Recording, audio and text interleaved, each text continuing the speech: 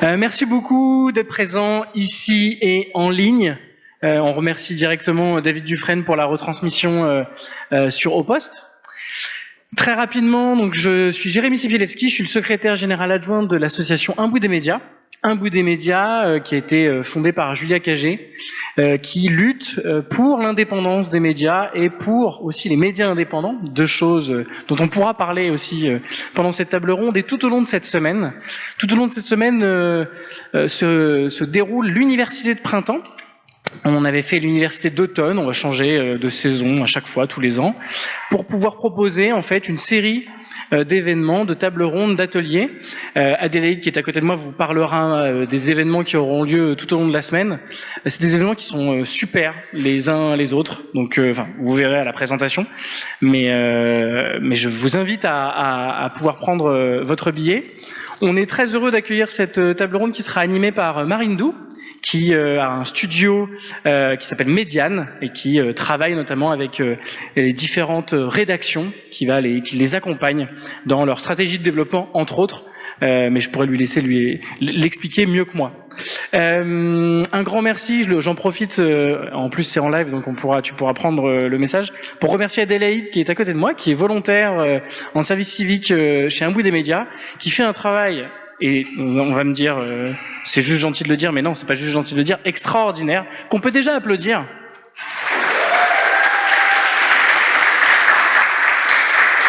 Et comme ça, elle est déjà un peu mal à l'aise pour pouvoir prendre la parole juste après. Donc vraiment, c'est très sympa de ma part. Merci beaucoup, Adélaïde. C'est à toi.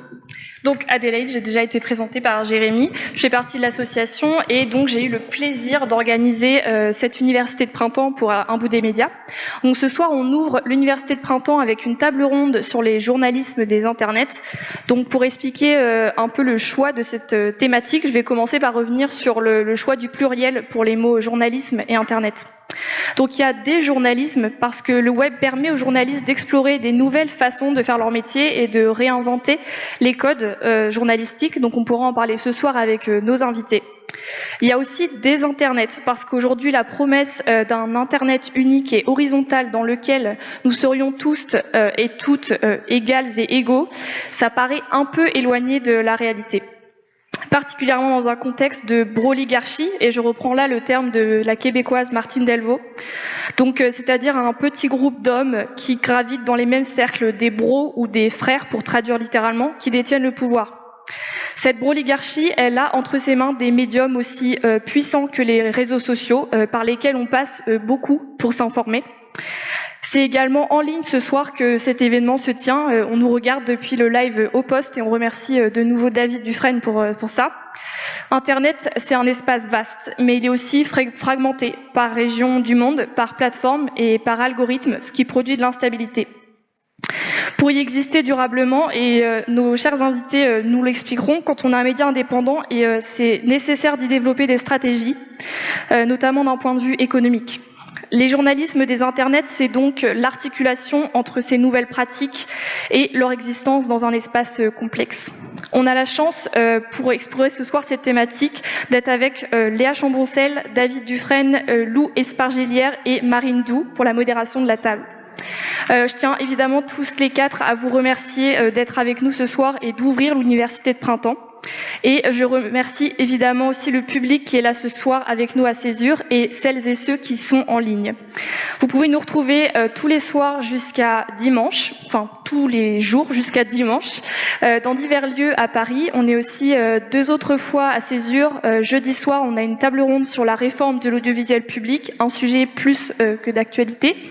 Et samedi également pour un atelier fanzine. Toutes les autres infos sont dispo sur notre programme, sur nos réseaux sociaux, sur le site. Il y a aussi à l'entrée de la salle le programme en affiche. Et merci beaucoup. Je vais passer la parole à Marine Doux et nos invités vont nous rejoindre sur scène. Enfin, nous, on va partir. Sous vos applaudissements, le temps qu'on puisse faire la transition, parfait, voilà, nickel.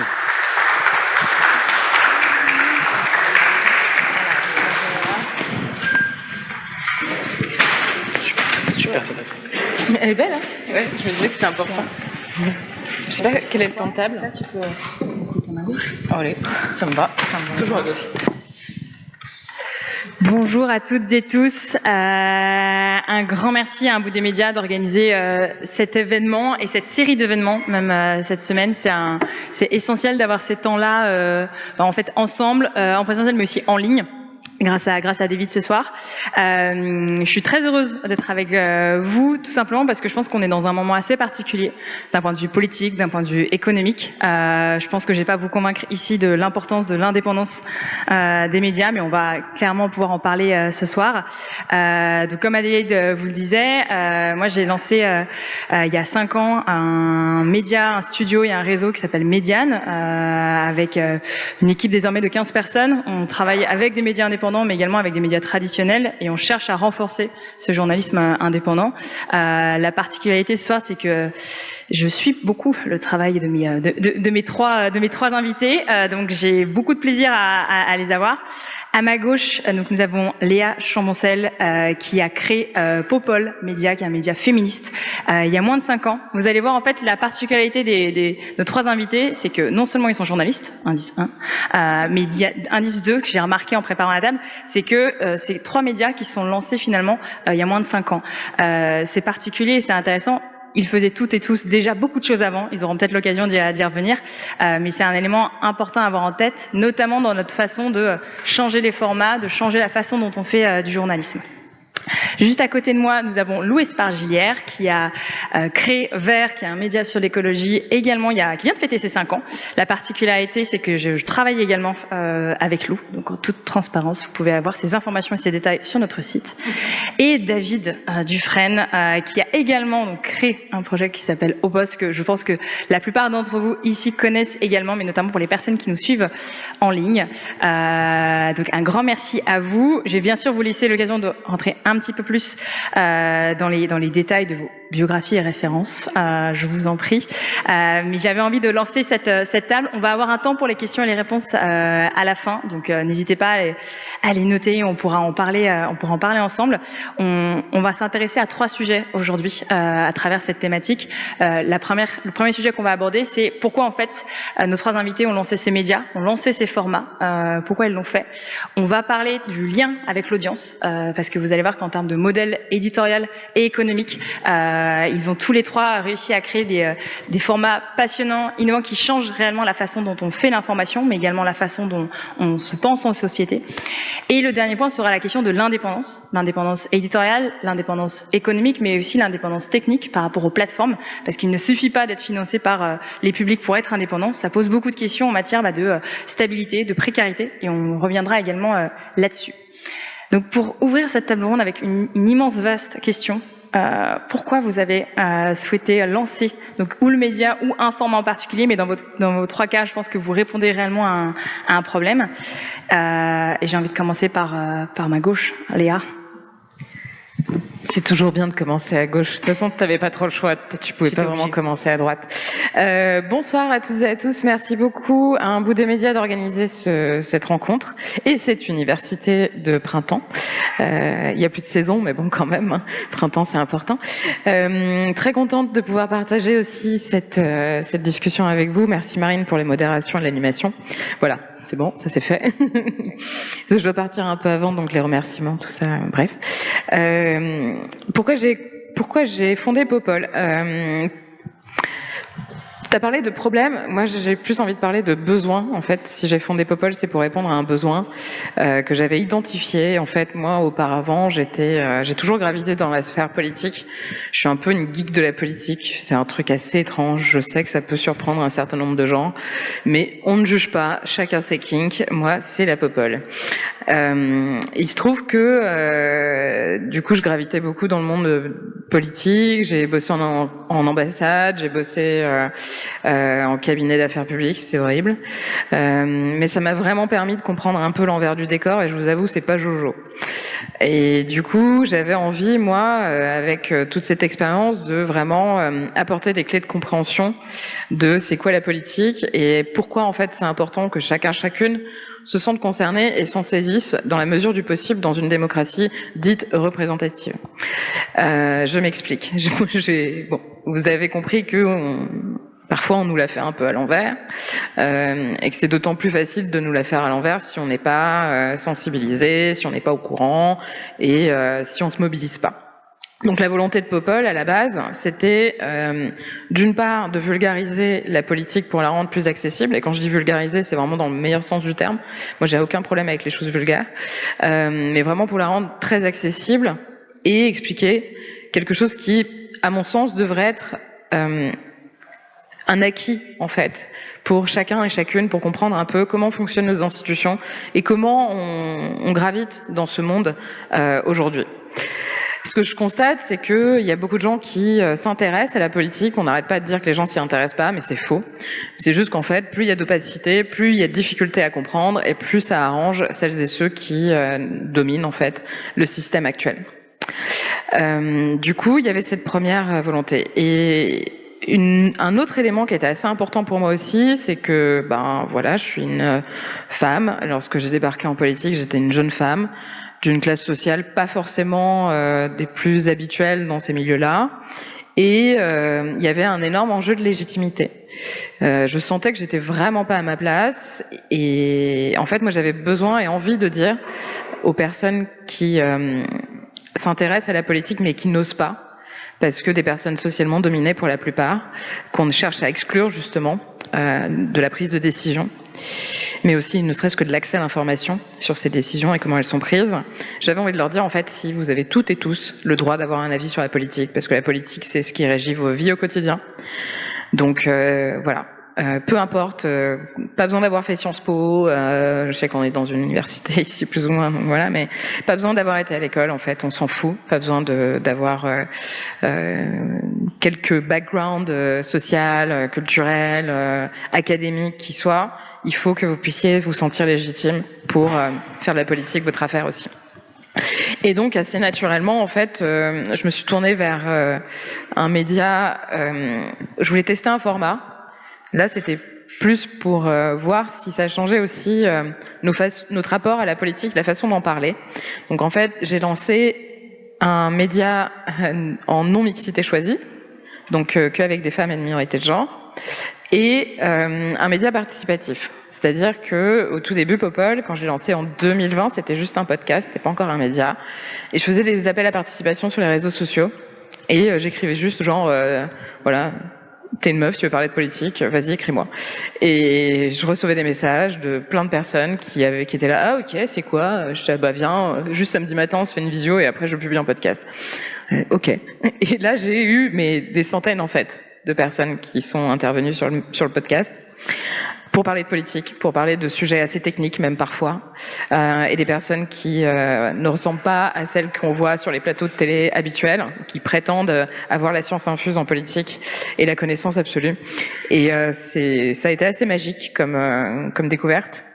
Et donc voilà, pour moi, c'était répondre à un besoin. Ensuite, le média est devenu un média parce que ce besoin est devenu de plus en plus pressant et je sentais que les personnes qui suivaient, qui participaient au podcast avaient envie de plus. Et donc, j'ai eu des sollicitations pour écrire des articles, pour participer davantage. Donc du coup, on a lancé aussi une newsletter avec la personne qui est mon éditrice aujourd'hui, qui s'appelle Camille Dumas, avec qui j'écris mes bouquins. Et après, d'autres contributrices nous ont rejoints, Amandine Richaud-Crambe, Clotilde Lecause sur les questions internationales, et bref. Voilà, on a cette petite équipe qui aujourd'hui est à la manœuvre pour les newsletters, et je continuerai un peu à revenir sur le développement du média après, j'imagine. Merci. Merci Léa. Donc en fait, un besoin de changer la façon dont on traitait un sujet, la façon dont on incarne ce sujet aussi, mais aussi de donner accès à cette information. J'ai l'impression que ça pourrait complètement se retrouver aussi dans ce que tu as fait, Lou, parce que finalement, il y a 5 ans, quand l'écologie était déjà un sujet, mais il y avait aussi cette volonté de faire sortir en fait l'écologie d'une simple rubrique et de voir finalement d'autres personnes et d'autres façons de faire. Est-ce que tu peux nous en dire un petit peu plus ? Absolument. Bonsoir à toutes et à tous. Merci de l'invitation. Je suis hyper content d'être là à plusieurs titres. Déjà parce que j'aime beaucoup Marine et ce que fait Médiane. Ensuite, j'aime beaucoup ce que font aussi mes camarades. Et puis, en plus, on a tous nos bureaux ici, donc ça fait sens à beaucoup de titres. Voilà. Ensuite, je voulais dire que j'étais un peu jaloux parce que je suis le seul qui n'a pas un micro au poste. Donc, je sais pas si je suis puni, David. Allez, merci. Moi, je l'ai tout le temps. On réalise les rêves ce soir. Merci. Ça a quand même vachement plus de gueule, vous en conviendrez. Ah ouais, c'est vrai. Ah bah oui, bien sûr. Ils sont Donnez à Au Poste. C'est en poil de quoi, ça? Ouais. On n'est pas venu parler de ça. Moi, fin 2019, j'étais chômeur de longue durée. J'étais en fin de droit au chômage et j'étais complètement pétri d'éco-anxiété. Donc j'étais vraiment au bout de ma life. Voilà, je faisais des crises d'angoisse. Enfin, c'était vraiment pas une période très sympa. Et en fait, j'étais tout à fait à l'aise avec le fait de changer de carrière. Voilà, j'avais considéré que le journalisme, j'avais pas réussi. J'avais essayé, c'était trop bouché, trop compliqué. Et en fait, pourquoi je vous dis ça? Parce que quand m'est venue l'idée de créer Vert, en fait, j'ai pas hésité longtemps parce que c'est ça ou complètement autre chose. Donc, moi, j'avais pas du tout pensé de longue date à avoir un projet de média. C'est vraiment tombé, ça m'est arrivé comme un accident. Littéralement un lundi matin à 8h, genre je peux dater le moment, je sais, voilà, il y avait mon ficus à côté de mon bureau, tout ça. M'est venue l'idée de créer Vert et je me suis dit à ce moment-là, j'ai pas de bonne raison de pas le faire.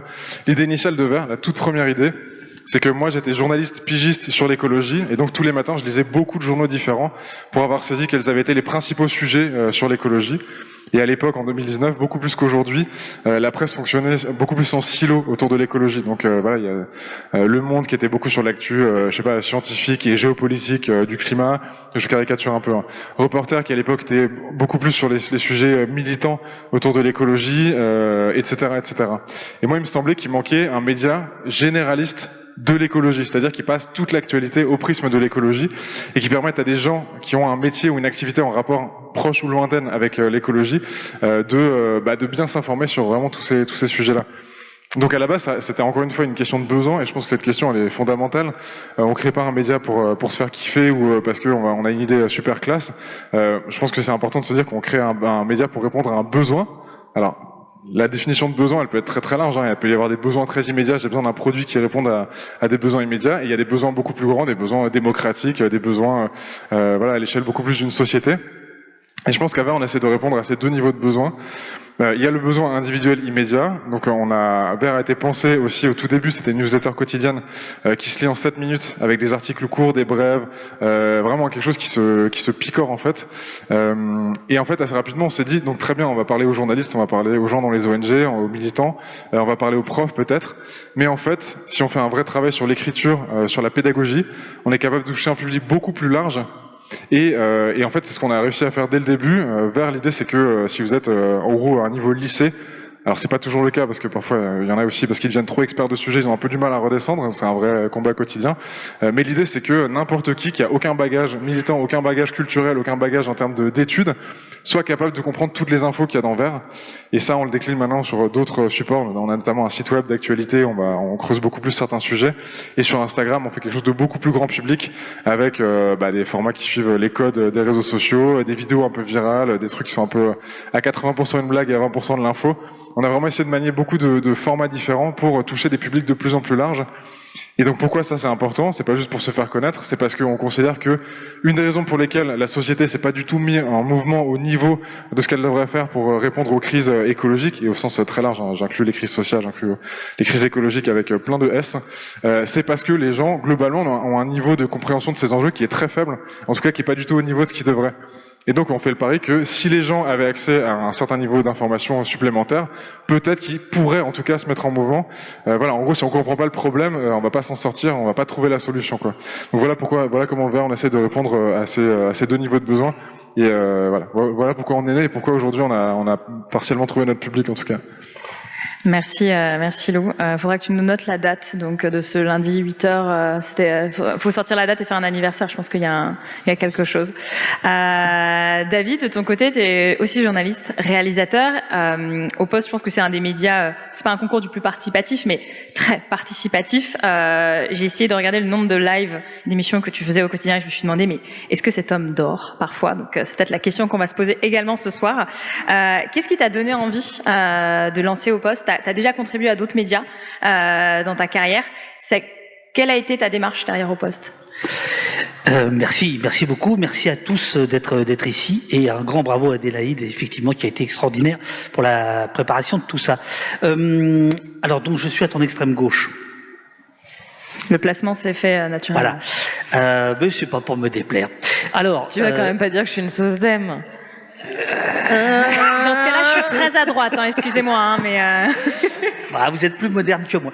Alors donc non, pour faire vite, au poste au départ c'est quasiment une blague.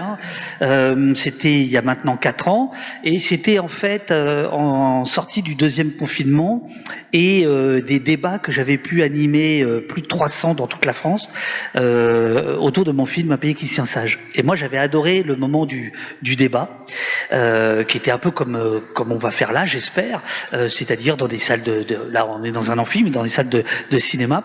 Et là, il se trouve que mon petit assistant, qui était vraiment petit à l'époque, me parle de Twitch et me dessine comment ça fonctionne. Et il y a quelque chose d'absolument remarquable pour moi à ce moment-là, c'est la qualité de l'outil de modération. Et d'ailleurs, Eurial, qui est en ce moment, qui modère, elle ne jure que par cet outil-là et beaucoup plus que les autres. Et moi, j'ai 30 ans d'expérience sur le web, en fait. Donc, j'ai fait des sites dans les années 90, j'ai fait des documentaires interactifs, j'ai fait tout ce que le web, l'hypertexte permet, j'ai essayé de le faire. Et là, l'idée, c'était ça, c'était de prolonger le débat, l'horizontalité, de sortir de l'idée de rédaction qui détient et la vérité et le savoir et une forme de presque d'autorité. Et donc c'était ça. Et c'est parti comme une blague, comme une blague, je veux dire comme un petit stream tranquille, voilà, avec des invités qui à l'époque étaient tournés autour d'un sujet qui m'anime depuis là aussi 30 ans, qui est la police. Et puis petit à petit, en fait, Au Poste est devenu un média à part entière, c'est-à-dire qu'on s'est vraiment sorti des GAFAM au maximum. Je pense qu'on en parlera tout à l'heure. On les utilise toujours comme un outil de diffusion, mais absolument pas comme un outil financier, de rentabilité ou quoi que ce soit. On a tous nos outils en libre, tous nos lives sont hébergés sur nos propres serveurs, sur Peertube, etc. Et ça, c'est mon expérience justement de vieux de la vieille du web, à laquelle je tiens énormément. Et puis peu à peu, en fait, c'est devenu un média à part entière. Donc on a créé une structure. Ensuite, on a demandé un agrément qui nous permet d'appliquer la convention collective au sein de la rédaction, de l'équipe, on va dire. Et le besoin, c'était à la fois de trouver une nouvelle forme de raconter le monde, ça c'est ce qui m'anime depuis très longtemps maintenant, et puis de sortir, y compris chez les médias indépendants, de ces idées, de cette idée de rédaction. On pourra peut-être y venir tout à l'heure, mais disons qu'en gros, ce que j'adore dans Au Poste, c'est son agilité, c'est la possibilité de faire un live comme ça, comme on fait là. En fait, en ce moment, on est en train de devenir BFM 1, BFM 2. Là, il y avait une émission qui vient de s'arrêter, on vient d'en faire une autre là. Bon, ça va pas, il faut que j'arrête, faut être dans la décroissance, mais voilà, j'adore ça. Voilà. Si je te laisse le micro là-dessus, qu'est-ce que ça, tu parles justement par rapport aux médias traditionnels aussi, d'une autre forme de rédaction. Qu'est-ce que ça change concrètement dans la façon dont tu fais du journalisme, mais également peut-être dans la façon dont tu es perçu par l'audience? Qu'est-ce que ça a changé d'être beaucoup plus participatif? Alors, l'interactivité ou la participation, elle n'est pas née avec le web en réalité. Si tu regardes au 19e siècle les feuilletons des grands romanciers, c'était déjà, il y avait déjà tout un tas de débats qui pouvaient se passer dans les cabarets, dans les bars, etc. Qu'est-ce qu'il va raconter Zola la semaine prochaine, etc. Dans les années 70, le courrier des lecteurs de Libération, par exemple, c'était absolument massif. C'était plus important que le journal quasiment. Donc en fait, on ne fait que prolonger ça. Le truc qui est très fort, me semble-t-il, c'est l'idée qui est pas de filtre en dehors d'une modération qui est une modération autour de la loi en réalité, hein, autour de la diffamation, de l'insulte, etc. Pour le reste, tout le monde peut dire ce qu'il a envie de dire sur le chat. Et cette idée que l'invité, l'animateur et le spectateur sont quasiment à égalité. Alors c'était plus vrai au départ quand j'étais derrière un écran et que l'invité était derrière un écran et que les gens qui regardent étaient derrière un écran. Aujourd'hui, on est passé dans un mode de studio où on casse un peu cette idée-là, mais où quand même le chat est tout le temps là. Là, tu vois, j'ai toujours l'œil dessus, ce qui fait qu'à l'image c'est pas terrible. Je suis désolé, je suis courbé. Bon, voilà, c'est comme ça pour pouvoir ressortir les messages les plus intéressants. Et donc c'est l'idée d'admettre sa vulnérabilité en tant que journaliste, c'est-à-dire de dire je suis pas au-dessus de vous quoi. J'ai du temps pour préparer des émissions, j'ai du temps pour faire en sorte que pour vous ce soit intéressant, la chronique, ce que l'invité a à dire. Mais ce qui est fantastique, c'est qu'à chaque émission, il y a quelqu'un dans le chat ou il y a quelqu'une dans le chat ou plusieurs personnes qui connaissent aussi bien le sujet que l'invité. Tout à l'heure, Nora faisait une émission sur la cantine scolaire. Il y avait dans le chat des gens qui connaissaient très très bien la question de la restauration collective, etc. Et ça, c'est absolument extraordinaire. Et je pense, puisqu'il y avait le thème de la démocratie autour de ce débat, on est en plein dedans. C'est-à-dire, on est en plein dedans, et c'est pas le téléphone sonne ou c'est pas BFM justement qui ponctionne un message pour dire tiens, qu'est-ce que vous voulez dire à ça. Les messages, ils sont constamment à l'écran, les gens peuvent y répondre. Pour moi, c'est absolument central. Il y aurait pas il y aurait pas ça, je ne le ferais pas au poste. Oui, c'est une façon de valoriser autant la parole ou la voix des personnes qui vont t'écouter ou te suivre. Et à l'inverse, tout d'un coup, on va laisser une messagerie ou dire on vous écoute, c'est un témoignage. Tout d'un coup, si moi je participe, je suis dans le chat, je peux apporter une information qui va être tout aussi utile. Et c'est là où je pense le lien direct avec la démocratie, c'est que tout d'un coup, on est dans une forme d'horizontalité aussi plus grande et où on peut écouter et prêter attention et moins d'être dans une verticalité. J'ai l'impression que c'est ce que tu as cherché à faire, Léa, avec Popol, sur à la fois dès le début, même quand tu leur racontais la première demi-heure, je dis si ça vous intéresse, en vrai venez. Mais j'ai également l'impression que c'est dans la façon dont tu as créé ce format aussi, le côté tutoiement, la question, la proximité. C'est-à-dire que tout d'un coup, il n'y a pas un sentiment hiérarchique ou une posture journalistique qui serait dominante. Comment tu as imaginé ça? Est-ce que ça t'est venu naturellement? C'était une évidence? De tutoyer les gens? Alors, tutoyer les gens, je pense que moi, ça me vient souvent assez naturellement, mais plus dans la façon dont tu as voulu être proche de ton public. Ah oui, je pense que c'était... Après, c'est aussi, je pense, un peu mon style, je sais pas. Le podcast aussi permet ça. C'est un format qui permet de casser les codes, justement. Moi, j'avais aucune envie de refaire des débats en mode, plateau ou alors France Inter. Je suis désolée de le dire comme ça, mais ça m'ennuie un peu. Et c'est gentil. Je l'ai dit gentiment quand même. J'ai même pas besoin de m'excuser pour dire ça. Ça m'ennuie un peu. Ça me fait profondément chier. Voilà, pour être sincère. Voilà, c'est plus mon style. Et en fait, justement, le podcast, pour le coup, ça permet vraiment ça, d'avoir une ambiance un peu différente. Et puis le fait aussi de faire intervenir, d'être en non-mixité choisie, c'était aussi un pari. C'était de voir si le ton changeait, si les gens allaient s'interrompre, parler plus fort. Est-ce qu'il y allait avoir quelqu'un qui allait être toujours dans l'autocongratulation ou qui allait tenir le crachoir pendant que les autres ne parlent pas. Voilà, je voulais tester ça. Et c'est assez ouf parce que, comme je disais tout à l'heure, il y a eu des centaines de personnes qui sont passées sur ce podcast. J'ai fait des dizaines et des dizaines d'émissions et je n'ai eu aucun problème de quelqu'un qui se positionnait un peu en dominante, en l'occurrence. Aucun problème aussi de personnes... Le fait de faire confiance aux personnes qu'on connaît pas et de leur donner la parole pendant 1 heure sur un format qui va être ensuite public et sur Internet, c'est à la fois un vrai pari, mais c'est aussi pour moi une façon d'émanciper en fait les gens dans leur prise de parole. pour beaucoup, la majeure partie des personnes qui interviennent sur Popol n'avaient jamais pris la parole en public. Et donc c'était ok, c'est chaud, est-ce que je vais y arriver? Et moi j'étais là franchement, je pense que ça va aller. Donc aussi créer les conditions qui font que pour des personnes qui n'ont jamais pris la parole en public, merci beaucoup, et sur des sujets entre guillemets sérieux, parce qu'il y a ça aussi, que ça peut intimider, c'était de créer une ambiance qui permette justement de pas intimider. Très rapidement aussi, j'ai voulu essayer toujours dans cette logique de on n'a pas besoin d'être ministre pour parler de politique, de mélanger justement les profils.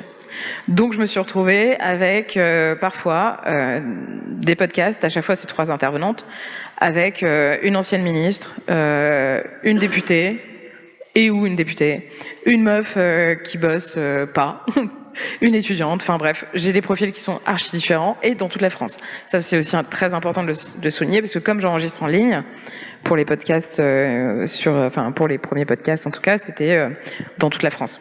Donc ça c'est aussi très chouette parce que Popol n'est pas du tout un truc parisien. J'ai vraiment des personnes de la France entière qui interviennent et aussi d'ailleurs des personnes qui vivent à l'étranger, qui écoutent Popol pour se tenir informés de ce qui se passe en France. J'ai une audience qui est très présente en dehors même de la France. C'est assez intéressant de le voir. Bref. Et donc du coup. Ça a vraiment permis de changer, le ton, c'est quelque chose de très important pour mettre à l'aise et c'était assez drôle parce que tu vois, genre j'avais reçu une députée, j'étais là, souvent je recevais un message d'un collaborateur ou d'une collaboratrice qui disait oui, Madame Intel aimerait intervenir sur le podcast, parce que ça a pris une petite hype au sein du monde politique, ils sont toujours en demande de formats un peu différents pour aller toucher, et je mets des guillemets parce que je trouve que ce terme n'est pas du tout approprié, les jeunes. Il va falloir qu'on trouve autre chose. C'est vrai que c'est quand même, voilà. Non, mais c'est vrai, quand on y pense. C'est la première fois que j'y pense. Voilà, tu vois. Faut y penser. Donc, pour aller toucher les jeunes, elles sont un peu prêtes à tester de nouveaux formats, etc. Et donc, je me retrouvais, j'étais là, ok, salut, machine, ça te va si on se tutoie? Quoi? Genre, ok, bon, d'accord. Non, mais si ça te va pas, tu te casses. Voilà, c'est simple, hein. Voilà. Et en fait, non, finalement, les gens se prêtent au jeu et c'est assez, et ça marche trop bien, en fait. Ça change tout de suite le ton. Je sais pas si vous avez déjà joué, ces jeux où il faut mettre une règle à chaque fois. Vous voyez, souvent c'est des jeux à boire, genre à chaque fois que tu parles, t'es obligé de te toucher une bout de ton nez, voilà. Et parfois on met la règle quand on te parle, faut se vous voyez. Et moi je le faisais vachement, et c'est horrible en fait. Ça change tout de suite le rapport que vous avez avec vos potes. D'un seul coup, vous lui parlez différemment. Enfin, c'est trop chelou. Et là, c'était vraiment casser le truc. Donc du coup, le tutoiement, c'est quand même, c'est assez important et ça fonctionne bien. Et ça permet, un peu comme ce que racontait David, de mettre un peu tout le monde au même niveau et de rendre le truc vraiment participatif. Après, sur la participation, moi j'ai une expérience un peu particulière parce que j'ai découvert Twitch après avoir lancé mon podcast. Le podcast, c'est bien parce que justement j'avais ce côté participatif avec des personnes que je connaissais pas, qui intervenaient, etc. Donc très cool. Pas mal d'interactions sur les réseaux sociaux aussi, sur Twitter, feu Twitter, et puis pas mal Instagram. Mais c'est vrai qu'il n'y a pas cette interaction avec l'audience. Et un jour, un monsieur qui s'appelle Jean Massier m'a invité sur ce qui s'appelait à l'époque Acropolis, sa chaîne sur Twitch, où j'ai vu défiler le chat et j'étais en mode waouh, mais c'est génial. Et là, je suis complètement tombée amoureuse de Twitch. Parce que, effectivement, l'interaction avec le chat, ce que disait David tout à l'heure, avoir des gens qui débarquent et qui savent mieux que toi ce dont tu es en train de parler, c'est juste absolument génial. Moi, j'appelle ça la police du chat, qui vient à chaque fois dire non, c'était pas en 72, c'était en 67, la démission de machin, et je suis morte de rire et je trouve ça trop cool.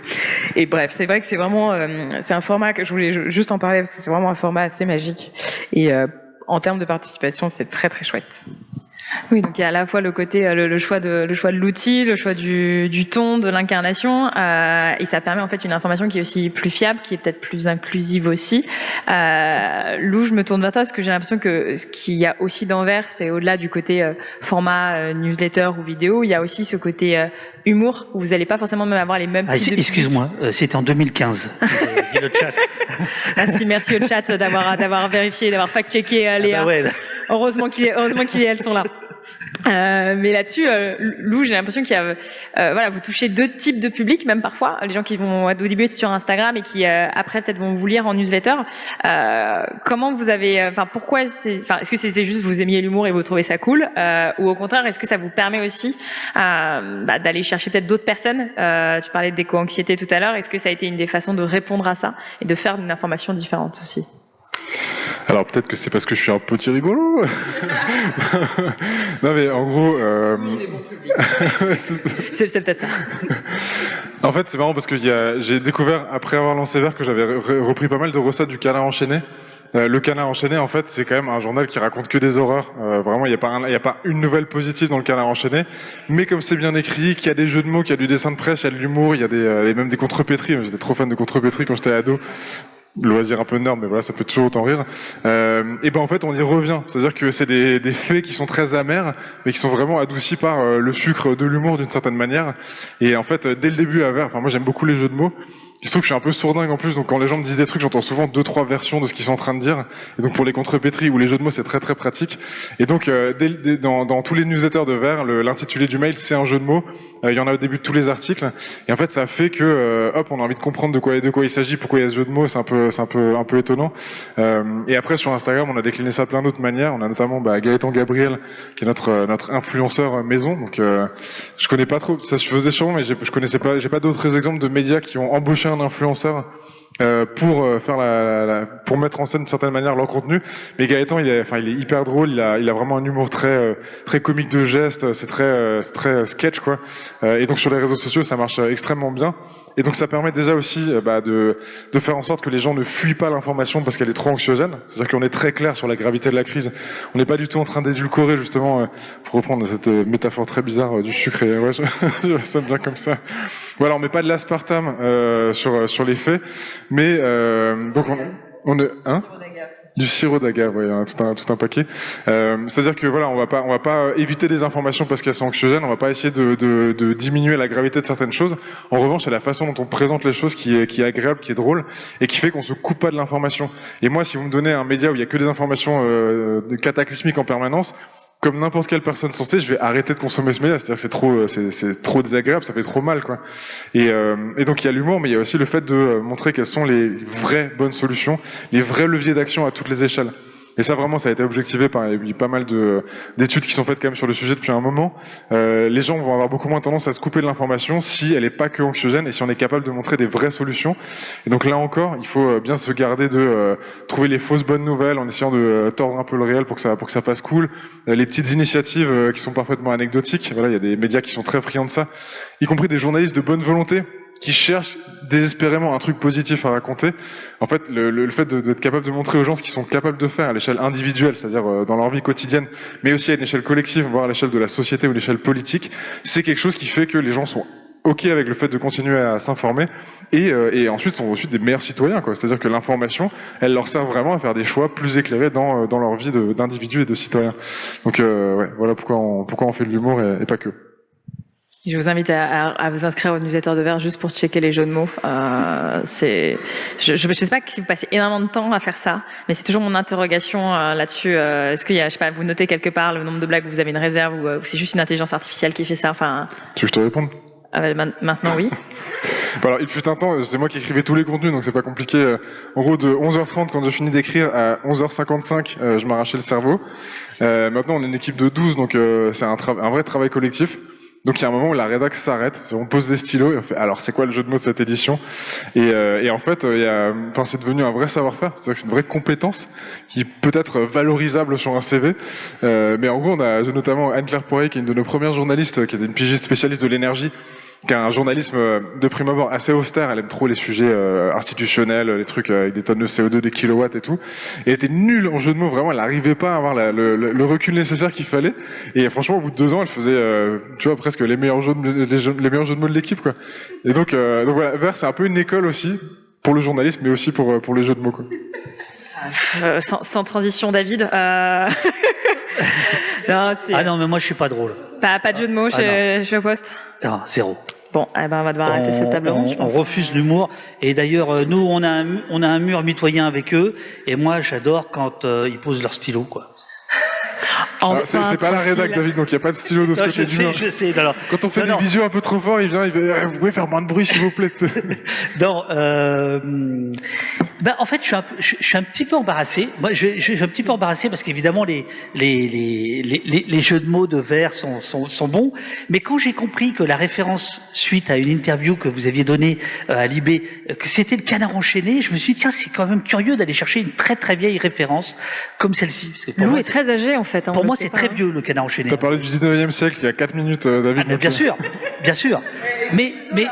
Mais oui, mais je te dis pas que je fais ce que faisait, ce serait, voilà. Et, bon, voilà, c'est un petit truc. Et par ailleurs, il y a une différence, je pense, qui va dans votre sens. Le Canard enchaîné ne se met pas en scène. Et dans vos vidéos, vous vous mettez en scène. Et donc là, c'est là la caractéristique on va dire des petits médias et des médias indépendants, c'est qu'on peut se permettre de se mettre en scène, d'être nous-mêmes et de pas faire semblant de jouer à la marchande comme les gens de BFM qui se disent tiens, alors journaliste c'est comme ça, alors bonjour, alors je vous dis bonjour alors qu'on s'est déjà dit bonjour. Bon voilà, on n'est pas obligé de. Super bien la marchande. Ah bah ouais. Merci beaucoup. Ah, le micro, oui. Franck te dit. Oui. Pardon. Parce qu'ici, on n'est pas c'est vrai que c'était on n'a pas les moyens de non backseat, seulement il n'y a pas les micros partout. Je t'ai interrompu brutalement, mais en plus pour dire de la merde. Mais ok, je vais reprendre du coup. Tu fais super bien la marchande. Merci beaucoup. Et voilà. Donc, par exemple, le fait de se mettre en scène, le fait d'assumer d'être le porte-voix d'un média, etc. C'est quand même une particularité, même si on a pu trouver dans d'autres médias les choses. Mais je crois qu'il y a un risque. D'abord, c'est de terriblement associer tel média à telle personnalité, mais surtout, puisque moi, ce qui m'est vraiment cher, c'est l'interactivité, je pense qu'il y a un seuil au-delà duquel il ne faut pas aller, un seuil critique. Et là, par exemple, je penserai à Backseat, donc je pense qu'aujourd'hui, l'interactivité dans le chat n'existe plus. Pourquoi ? Parce que le succès est tel, et c'est super, et c'est légitime, et c'est voilà, mais en fait, t'as plus le temps. Il y a trop de monde, me semble-t-il. Il y a trop de monde, ça défile, et ce qui fait que ça devient une émission qui se rapproche des autres. Donc moi, je me méfie beaucoup du succès, d'une certaine manière, pour les médias indépendants, parce que je pense que dans nos gènes, il y a le côté do it yourself, il y a le côté fanzine, il y a le côté tumultueux, qui forcément s'érode avec une audience plus grande, où tu commences à avoir peur de déplaire à tes abonnés, tu commences à avoir peur de déplaire à tes donateurs, voilà, et là je pourrais parler de ma longue expérience à Mediapart, etc. Je veux dire, il y a un moment où, quand on dit seuls les lecteurs peuvent nous acheter, ben oui. C'est-à-dire que tu fais attention un petit peu. Alors, Mediapart, ils sont à un tel niveau aujourd'hui qu'ils n'ont plus besoin de faire attention. Ils perdent 5000 abonnés, ils les récupèrent le lendemain avec d'autres gens. Mais il y a une pression qui s'exerce par les donateurs, par les abonnés, qui n'est pas la même que celle des annonceurs, fort heureusement. Mais tout ça fait qu'il faudrait pas croire que ça se passe tranquillement, en fait. Et il me semble que une des clés, c'est de pas aller trop dans le succès et, d'une certaine manière, d'être écologiste de l'information, c'est-à-dire on ne produit pas plus que ce dont on a besoin. Donc c'est savoir garder finalement des communautés plus petites et sans forcément chercher à se transformer avec des audiences qui sont très larges où on va finalement perdre le lien avec la communauté. Nous on a tout un article là-dessus, ça vous intéresse, sur le site de Médiane, où on travaille cette différence entre la notion d'une audience, donc c'est un public auquel on va adresser quelque chose, qui va recevoir quelque chose, et la notion de communauté où on considère qu'il y a une interaction, où exactement les trois médias que vous avez autour de la table, où il y a vraiment cette idée que les personnes qui vous suivent peuvent également apporter des choses. Léa, tu voulais justement peut-être parler de ton expérience à Backseat, que tu es régulièrement sur le plateau de Backseat. Tu veux nous en dire un mot peut-être de cette évolution? Alors c'est marrant parce que je vais juste réagir à ce que disait David. Moi là sur le plateau, il y a un truc qui me frustre énormément, c'est de savoir qu'on est en live et que je peux pas voir le chat. Eh ben voilà. Alors là, il est tout petit parce qu'on n'a pas les moyens. J'ai jamais fait de stream sur Backseat sans pouvoir voir le chat.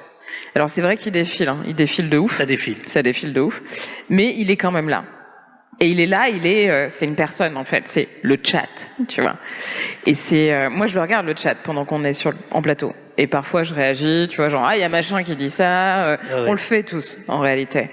Donc oui, évidemment ça défile à fond. C'est pas pareil que quand moi je vais streamer, je faisais des streams le lundi, parfois on était 15. Alors là c'est sûr que ça défile pas des masses. Encore que j'ai une communauté assez bavarde. Et on n'était pas 15, on était un peu plus, j'avoue.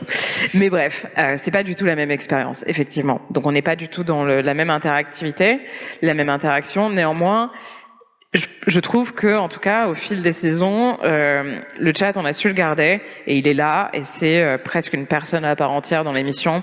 T'as l'énorme écran derrière nous, je te dis, moi, les écrans qui défilent. Jean, il a le chat sur son ordi à côté de nous, donc il est vraiment là. Et en plus, il peut participer au quiz à la con, ce qui est ma séquence préférée de l'émission. Bon, bref, ça c'est participatif pour le coup. Mais du coup, ouais, pour revenir sur la question de la communauté, je trouve ça assez intéressant, effectivement. Et ce que tu disais par rapport à déplaire, avoir peur un peu de perdre la communauté. J'arrive à me demander, et c'est pas pour te contredire gratuitement, hein, mais je trouve ça assez intéressant. Je me demande si le rapport à la communauté et la peur que tu peux avoir effectivement de lui déplaire ou de pas faire ce qu'elle attend, où tu disais c'est pareil pour un journal, effectivement, hein, une audience, il faut savoir, et une communauté, il faut savoir aussi l'entretenir en quelque sorte, la chérir, c'est plus joli. J'arrive à me demander si c'est pas encore plus vrai quand elle est petite. Parce que quand elle est petite, t'as vraiment ce rapport presque intime, alors que finalement, quand elle est diluée dans des milliers de personnes, je sais pas si c'est pas plus simple. Je dis ça parce que moi j'ai une communauté qui est très petite. Popol, c'est 250 personnes qui font partie du Popol Lovers Gang, qui est donc les abonnés mensuels, et je les connais quoi. Enfin. On se parle quasiment tous les jours sur Discord, ils réagissent en story, etc. Il y en a qui m'ont invité à boire des verres et j'ai dit ok quand je passais dans les villes où il et elle étaient. Et je pense que j'aurais pas ce rapport-là si Popol avait des milliers et des milliers et des milliers d'abonnés, parce que j'aurais pas la possibilité d'entretenir ce lien. Donc le stade critique, effectivement, il est important. Mais j'arrive à me demander si on n'est pas encore plus vulnérable, entre guillemets, à sa communauté si on n'est pas plus petit, si tu vois ce que je veux dire. Je sais pas. Oui, je vois la question un petit peu basse, mais j'y répondrai. J'y répondrai. Et d'ailleurs, non, il y a quelqu'un dans le chat qui a dit, c'est pas Jacou, qui dit ça fait penser aux restos qui refusent leurs étoiles pour ne pas perdre leur valeur. Pas mal. Pas mal le chat. Merci, Pachakou. Non, t'as raison. Mais sauf que quand t'as une petite communauté, t'as rien à perdre.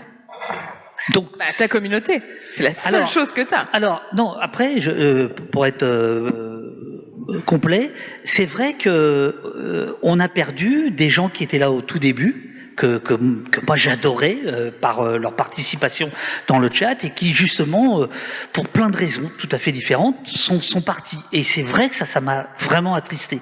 C'était pas forcément des donateurs ou quoi que ce soit. Je veux dire que c'était des gens qui apportaient de l'esprit, de l'information, de la contradiction, du débat, etc. Et qui sont partis petit à petit pour des raisons qui leur appartiennent, qui sont. Et c'est vrai que là tu as raison. C'est-à-dire que aujourd'hui, quelqu'un qui part de la communauté, je le vois moins qu'il y a 2 ans ou 3 ans. Et il y a quelques piliers, on va dire, qui sont partis et ça m'a un petit peu attristé. Mais ouais, ça manque. Non, mais vraiment, réellement. Mais disons que il n'en va pas de ta survie économique, puisque de toute façon, quand tu as une toute petite communauté, t'es déjà pas économiquement viable. C'était plus, c'était là-dessus que je voulais dire, c'est-à-dire qu'on voit bien, justement, par les retours qu'il peut y avoir, soit par les newsletters, les réponses des gens, etc., soit dans le chat, il y a des sujets qui plaisent, d'autres qui plaisent pas. Si je vous dis LFI, si je vous dis Mélenchon, je suis dans la merde, hein. Qui rigole? Alors il y en a 2 qui rigolent, les autres ils rigolent pas, ils disent qu'est-ce qu'il va dire sur Mélenchon, etc. Vous voyez, c'est chiant. Je m'en fous, on va quand même en parler de Mélenchon. Voilà, c'est ça que je voulais dire. Comment? J'ai pas entendu. Physiquement, vous lui ressemblez. Ah, c'est l'âge. Je m'attendais à tout sauf à ça. Le chat est dur, hein, ce soir. Le chat est dans la salle. Très très dur. Alors j'allais dire, je pense que Lou là-dessus, tu as peut-être un retour d'expérience, parce que la communauté de Vert a beaucoup grandi ces dernières années. Vous êtes désormais 112 000 inscrits et inscrites au newsletter. Il y a plus de 6 000 donateurs, donatrices réguliers, donc des gens qui donnent chaque mois à Vert. Est-ce que tu arrives encore, alors comme Léa, quand tu passes dans une ville, à dire allez venez on prend un café, ou est-ce que ça y est, c'est déjà trop de gens et donc finalement il y a déjà cette cassure, ou au contraire est-ce que c'est sain? C'est quoi ton retour là-dessus? Mais alors c'est génial, c'est pas assez de gens du tout. C'est-à-dire qu'on va pas transformer la société entière avec 6000 personnes, donc c'est génial. Enfin, franchement, il y a 5 ans, si on m'avait dit, il y a 6000 personnes qui donneraient tous les mois à un média où tout le contenu en accès libre, tout est gratuit, c'est-à-dire qu'ils sont pas obligés de le faire. Ils le font parce que ils souscrivent à notre projet journalistique et à notre projet un peu de transformation de la société. Ça me serait paru totalement irréel, quoi. Mais le truc, c'est que, voilà, enfin, pour moi, un grand pouvoir implique de grandes responsabilités, quoi. C'est de toute façon forcément, si on s'adresse à plus de monde, il faut qu'on fasse plus gaffe à ce qu'on raconte. Mais c'est pareil, si tu veux être président de la République, il faut faire un peu gaffe à ce que tu racontes. Alors Macron nous démontre que c'est pas obligatoire jour après jour. Mais ce que je veux dire par là, c'est que ça va avec le fait d'avoir une autorité qui est croissante. Et là où je suis pas tout à fait d'accord, c'est que en fait, si t'as un média qui grandit, il y a de plus en plus de figures qui sont capables de l'incarner, et donc ton média est de moins en moins fragile. À ce que si t'as un journaliste qui dit un truc, une erreur un jour, il y a peut-être moins de gens qui vont proportionnellement au nombre des membres de ta communauté qui vont se sentir outrés et s'en aller. C'est-à-dire que si demain à Mediapart il y a un journaliste qui déraille complètement et qui fait des trucs de fou et tout machin, en fait ça met pas en danger l'équilibre économique de Mediapart. Et donc nous c'est un peu ça en fait. On essaye de pas, enfin on incarne notre média parce que l'époque est à ça et que, alors moi j'ai vraiment de la presse écrite et j'ai bossé à Mediapart, à la vidéo, à une époque où personne connaissait les tronches de la plupart des journalistes de Mediapart, pour faire une émission où on voyait les journalistes de Mediapart et qui est plus cette image de officine obscure qui opère dans l'ombre et tout. Donc en fait moi ça fait partie de mon chemin journalistique. Moi, j'étais très à l'aise avec l'idée de juste signer avec mon nom dans un journal papier, jamais croiser le public. Et en fait, c'est pas sain. Et je trouve ça hyper bien aussi d'incarner parce que, du coup, on est comptable de ce qu'on raconte, on est à portée d'engueulade, on est à portée de DM, on est à portée de correction, on est à portée de félicitations aussi quand c'est bien. Donc pour moi, ça c'est hyper important. En revanche, le média, il s'appelle pas Lou Décrypte. C'est-à-dire que, voilà, en gros, le média, il ne dépend pas uniquement de moi. Et même, voilà, Gaëtan, il est plus connu que moi. Et il y a même des gens qui pensent qu'on est l'équipe de Gaëtan. Alors que c'est l'un des seuls non-journalistes de l'équipe. Mais, donc voilà, c'est aussi pour dire qu'il faut vraiment faire la pédagogie de l'information assez régulièrement et qu'on brouille aussi des cartes un peu sans le vouloir. Mais ce que je veux dire par là, c'est que, un peu comme Mediapart et comme d'autres médias, en fait, on fait émerger plusieurs figures et du coup, notre média, il est porté par plusieurs personnes et il est fort de ces différentes personnalités. Et donc, voilà, moi, c'est pas dangereux si demain Gaëtan s'en va. C'est clair qu'au début, quand il y avait que lui qui était connu, on se dit, si jamais il se barre, en fait, c'est hyper chaud pour nous parce que c'est la mascotte de notre média. En fait, de plus en plus, on a d'autres visages qui montent, le mien, celui de Juliette, et d'autres encore. Et donc, en fait, voilà, vous voyez une équipe monter, donc c'est plus fastidieux que d'avoir une seule figure qui porte le nom du média. En revanche, ça fait un média qui est beaucoup plus solide. Et voilà, si moi je deviens fou extrême droite un jour, ils vont juste me dégager du média et Vert va continuer sa route sans moi et tout ira très bien, quoi. Mais donc cette communauté, elle vous permet à tous les trois en fait d'exister aussi d'un point de vue éditorial parce qu'elle vient de nourrir, d'un point de vue logistique parce qu'il y a des personnes aussi qui soutiennent pour animer les chats, d'un point de vue financier. En partie ou totalement dans le cadre de votre modèle. Tous les trois aussi, si on termine sur cette question de l'indépendance, et notamment au-delà de l'indépendance éditoriale, financière et l'indépendance technique, j'ai envie de te donner la parole, David, parce que je sais que c'est un sujet qui est cher à toi. Même je suis tombée sur des manifestes de la presse en ligne, enfin j'ai fouillé un petit peu sur Internet et ces réflexions qui existent sur le web depuis plusieurs années. Comment on est indépendant aujourd'hui d'un point de vue technique quand on est sur Twitch, on est sur Insta, on est sur Twitter, quand on voit le monde le monde diabolique des algorithmes, mais également des politiques qui changent au fur et à mesure. Comment vous gérez ça au poste? Ah oui, alors là tu fais allusion. Bon courage. Tu fais allusion au manifeste du web indépendant que nous avions écrit en 1998 avec les gens du mini-réseau qui ont fait SPIP. Enfin, tout ça vous dit rien, ça n'a pas d'importance. Mais en fait, on savait déjà que c'était la merde.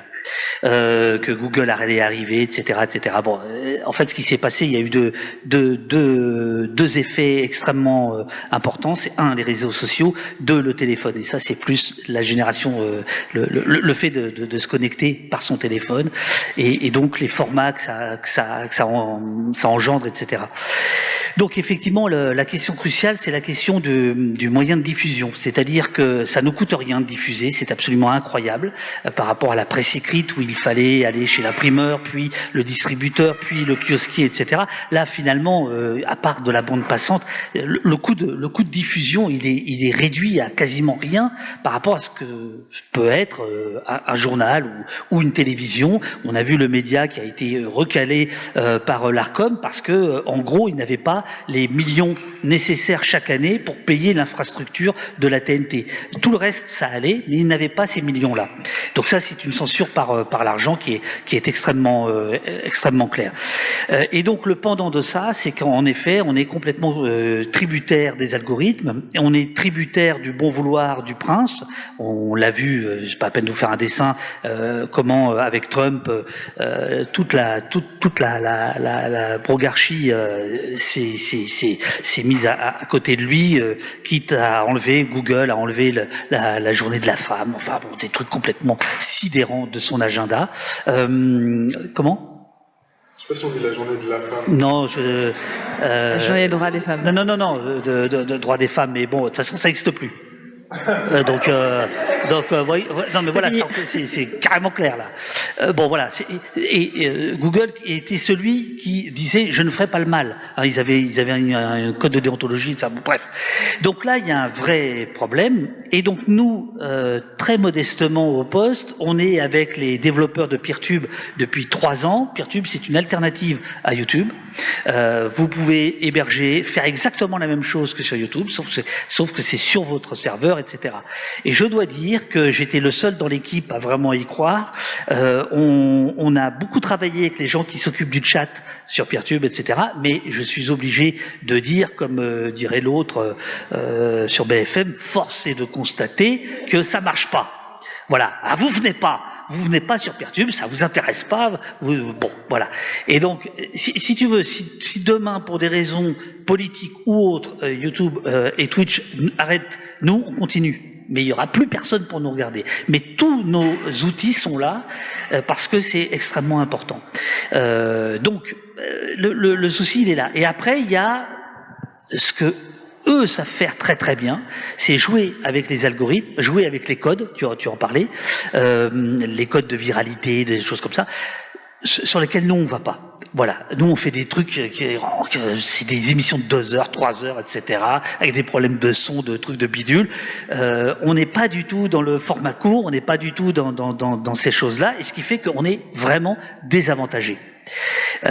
Mais c'est notre façon de dire bah fuck off quoi. Voilà, c'est comme ça qu'on a envie d'être. Bon, maintenant on réfléchit parce qu'il faut quand même faire en sorte que ce soit pas non plus un moyen d'empêcher des gens d'accéder à ce qu'on fait. Voilà. Oui, c'est rester propriétaire de son information, de ses formats, tout en essayant d'utiliser au maximum les codes qui existent, même qui sont changeants. Mais je te donne juste un exemple.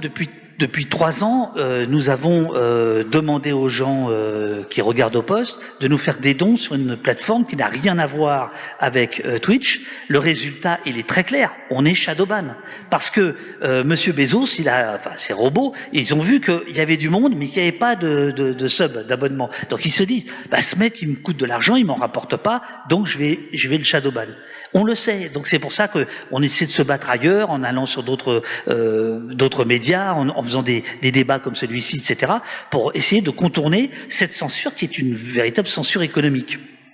Et qui frappe tout le monde, sauf l'extrême droite, parce que l'extrême droite, vous le savez tous, mais c'est extrêmement important de le rappeler. Pourquoi les influenceurs d'extrême droite ou les médias dits d'extrême droite cartonnent? C'est parce que les algorithmes les favorisent. C'est pas pour la qualité de leur travail, et c'est encore moins pour ce qu'ils pensent. Mais en revanche, ils sont extrêmement clivants et ils sont des générateurs de clics, ce qu'on n'est pas. Là-dessus, avant de laisser partir Léa, je pense qu'il y a un vrai sujet sur Twitter et la politique. Comment Popol existe et comment Popol arrive à jouer avec cette indépendance-là, tout en existant sur les réseaux, notamment sur des sujets qui mêlent politique, féminisme. Comment tu fais ça ? Alors déjà, moi, j'étais une énorme tweetos. J'aimais trop Twitter. Et j'avoue, quitter X, ça a été dur. mais en même temps, vu l'ambiance, c'était voilà quoi. Mais ça fait longtemps hein, que ça pue, faut le dire. Moi, j'ai une utilisation de Twitter qui est totalement irrationnelle, sans aucune ligne éditoriale, où vraiment je faisais du shitpost, mais quasiment toute la journée sur ce que disaient les politiques. Voilà, tout simplement. Et j'ai essayé de le faire sur LinkedIn récemment avec un post de Marianne Schiappa. Ça n'a pas marché du tout. C'est pas du tout la même ambiance. J'ai compris qu'il fallait pas que je fasse ça sur LinkedIn. Du coup, j'ai un peu le seum parce que je sais pas où faire ça. Sur Instagram un peu, mais bon, voilà. Donc, c'est un peu comme ça que moi j'ai utilisé Twitter et ça me manque énormément parce qu'il y avait cette légèreté, cette façon de dire, tu peux invectiver, enfin, tu peux, pardon, pas invectiver, c'est pas vraiment le bon terme, mais en tout cas, tu peux réagir à quelqu'un en disant des trucs et vraiment en te foutant de sa gueule. Mais moi, je me souviens de mes Twitter, c'était des délires, quoi. Il y a des gens qui répondent des trucs sur des trucs de politique complètement zinzin, et là, quand la twittosphère débarque, c'était magique, quoi. Enfin, la créativité, elle était folle. Et ça me manque énormément. Après, Popol ne dépend pas d'un réseau particulièrement. D'ailleurs, Popol ne dépend de rien, puisque Popol, aujourd'hui, c'est pas grand-chose. C'est 4 meufs qui écrivent 2 articles par mois, et moi qui fais des podcasts occasionnellement. D'un point de vue économique, on n'est pas du tout indépendante parce qu'on n'est pas du tout... Enfin, on n'a pas de modèle économique viable actuellement pour plusieurs raisons, mais je m'étalerai pas là-dessus ce soir. Et donc, du coup, on a un peu une certaine liberté, en fait. On n'a pas non plus... À un moment donné, on a cherché à essayer de se diversifier sur les réseaux sociaux pour faire un peu plus de vues, pour faire un peu plus de likes, pour amener avoir un gros compte Instagram. Et en fait, assez rapidement, déjà moi, c'est des trucs qui m'emmerdent. Je n'arrive pas à faire une vidéo Instagram genre face cam. J'admire les gens qui arrivent à le faire et qui le font bien. Moi, ça me fait beaucoup trop chier, je vous le dis, de devoir parler comme ça, déjà regarder une caméra et parler tout comme ça, c'est trop bizarre, sans interaction. Voilà, il n'y a pas d'interaction quand tu parles à une caméra, c'est chelou. Bref, c'est un truc dans lequel je suis pas forcément très à l'aise. Et j'ai fait des tests, j'ai fait du montage, j'ai fait des vidéos, il y a des gens qui m'ont filmé, machin, et à chaque fois c'est vraiment pas ouf. Et ça marche pas. Donc sur Twitter, enfin sur Instagram, c'est ce qui marche. Donc bon, moi je sais que c'est pas fait pour moi. En revanche, là où je prends beaucoup de plaisir, mais malheureusement j'ai pas trop le temps de le faire, mais ça me manque aussi, c'est Twitch. C'est l'interaction avec la commu, c'est vraiment être en mode... Le chat est désespéré et donc te soutient parce que il t'a entendu. Donc il te dit bienvenue sur Mastodon, ça c'est Mouta. Il y a Tom qui dit viens shitposter sur Mastodon. Il y a The Snake qui te dit sur Blue Sky tu peux retrouver cette ambiance, celle de X, même si le trafic n'est pas le même. Ouais. Alors du coup je sais pas, sur Blue Sky il y a il y a des gens qu'on peut shitposter ou pas? Parce qu'en vrai, moi, je suis juste un troll, en gros, sur les réseaux sociaux. Bien sûr. Il y a des gens à troller sur Blue Sky? Ouais. Ok, bon, je vais regarder ça, alors. Je peux, David Dufresne, par exemple. Viens me troller. Je vais aller troller Dave Duf. Ok, ça marche. Son petit nom. Dès ce soir. La bataille commence. Mais oui, Mastodon, j'ai pas testé encore. Faut que j'aille voir, effectivement. Mais donc, du coup, c'est vrai que Twitch, c'est vraiment, c'est la plateforme qui me fait le plus kiffer. Mais après, voilà, moi, j'ai pas du tout ces enjeux de dépendance, de pas de dépendance, d'indépendance, parce que je fais mes trucs et puis les gens les regardent ou pas. Là, ça fait très longtemps que j'ai pas alimenté les réseaux sociaux de Popol pour plein de raisons, et je vois que pour autant, il y a encore plein de gens qui s'abonnent, qui suivent le compte, et je suis désolée du coup pour les personnes qui s'abonnent pour rien, parce qu'il se passe pas grand chose, mais ça va revenir, c'est promis. Mais effectivement, la dépendance à ces géants du numérique, moi, c'est un truc que j'ai dans le viseur depuis très longtemps. Je dis pas que je l'ai depuis avant les autres, c'est pas la question, c'est juste que j'ai toujours cherché à essayer de toucher cette communauté, mais à travers des formats différents. La newsletter, je trouve que c'est un super format. Parce qu'en réalité, bon, ça manque d'interactivité, mais au moins, t'as un lien direct avec ta commu, t'as pas besoin de passer par un tel, parce qu'effectivement, c'est pas facile. Moi, tu vois, par exemple, je pars aux États-Unis à l'automne pour faire un documentaire sur les élections. Enfin, avant les élections, pardon, et puis notamment les questions de droit à l'avortement, etc., et de restrictions, et je fais un post où je mets IVG, mon truc est striké, quoi. Et j'ai été shadowban, mais des milliers de fois, et je le sais, et Popol aussi. Donc oui, non, c'est vraiment pas évident. Donc on n'est pas forcément dans un terrain qui nous est favorable. J'ai pas la solution magique, mais en tout cas, c'est certain qu'il faut créer une indépendance avec ces plateformes. Et Peertube, abonnez-vous. Voilà. Peertube. Mais le chat conseille Mastodon. Ok. Merci le chat. Il faut toujours écouter le chat. Je vais essayer ça. Et tu peux C'est le troller, Peertube de Twitter, quoi. t'as plus de place en plus pour troller. Ah, intéressant. Voilà, je sais ce que je vais faire cette nuit. Merci beaucoup. Avant de donner la place à vos questions dans le public ou dans le chat, Lou, c'est une question que vous avez souvent. Vous êtes très présent sur Instagram et vous avez une très grosse communauté dans une newsletter, donc vous êtes plus propriétaire avec plein de guillemets de cette audience-là. Comment vous gérez ça au quotidien, aussi sur des sujets qui sont de plus en plus menacés sur les réseaux sociaux? Ouais, alors juste avant, j'ai pas tout à fait répondu à ta question d'avant. Donc le club, on organise des événements physiques. Donc déjà, c'est un début de réponse en fait. Revenir dans le monde physique tangible, c'est une des manières d'aller contre les algorithmes. Et donc, on fait régulièrement des apéros du club de Verre, qui sont des événements publics où généralement on a une personnalité intéressante. Il y a c'est une partie discussion comme ça, un peu une émission en fait. On filme, ça ressemble vraiment à de la mauvaise télé quoi. Et après, on va tous boire des coups avec cette personne, donc l'équipe de Verre, l'invité et le public de Verre. En fait, ça c'est hyper précieux parce que déjà on a un contact complètement direct, physique, immédiat avec les gens. Et en plus, eux, ils sont un peu hypés de boire des bières avec Thomas VDB par exemple, parce qu'on a fait ça au printemps dernier. Donc ça, c'est un format un peu original qui nous plaît beaucoup. C'est un peu compliqué de faire ça très régulièrement, mais en tout cas on aime beaucoup. Et le prochain apéro du club, justement, on essaie de sortir de Paris, parce que c'est un peu ça la limite en fait, c'est qu'il faut se déplacer physiquement si on veut rencontrer les gens, et il sera à Strasbourg. Et on a 40 inscrits à l'événement, donc tu vois en gros il y aura 20-25 personnes qui vont venir. Voilà, on s'est fait un format un peu plus à la cool, avec Pierre France d'ailleurs, rédacteur en chef de Rue 89 Strasbourg, parce qu'on essaie de faire croquer les copains. En fait, bosser en réseau avec les autres médias, c'est aussi une autre manière d'aller contre les algorithmes. Par exemple, Street Press et Verse se sont recommandés leur newsletter mutuellement. On fait plein de collabs avec des médias, papier, radio, etc. parce que, en fait, on arrive à faire grandir nos audiences ensemble. Et donc ça, c'est encore un remède à ça. Et effectivement, nous, on est hyper dépendant d'Instagram. En fait, avant, on est dépendant d'Insta parce qu'avant, juste, on n'avait pas d'autre manière de se faire connaître trop. Et c'est vrai que c'est une vraie fragilité parce qu'on voit bien qu'il y a un changement d'algorithme. Le jour où Facebook a décidé que c'était plus cool de partager des liens vers la presse, il y a des médias qui, du jour au lendemain, ont vu leur trafic divisé par 10. Donc d'un coup, il y a quasiment tout le monde qui se barre du jour au lendemain. En fait, votre média, il peut disparaître du jour au lendemain. Instagram, il y a déjà eu un peu des secousses et tout. On voit que certains sujets sur l'écologie, ça monte un peu moins. Là, j'ai quand même l'impression que avec le gros tournement de veste de Mark Zuckerberg, il y a de moins en moins de mots qui sont bannis. C'est-à-dire que maintenant, on peut écrire nazi sur un post et le post va exister. C'était quand même une méga crainte. Mais on est tous soumis au dieu algo, quoi. On est tous là en train d'essayer de comprendre qu'est-ce que l'algo il veut, qu'est-ce qu'il veut pas, machin. Et ça, j'avoue que c'est pas la partie la plus passionnante du métier quand on est journaliste. Donc l'algo, voilà, faut qu'on arrive à surfer dessus. Faut qu'on soit capable aussi d'aller contre par moment. Faut qu'on arrive à exister, à vivre un peu la tête hors de l'eau des algos, donc c'est un combat assez difficile. Par contre, c'est des médias de masse, donc en fait moi j'ai pas accès au JT de 20h de TF1. Par contre, avec Insta, on a fait des stats cet après-midi pour la première fois.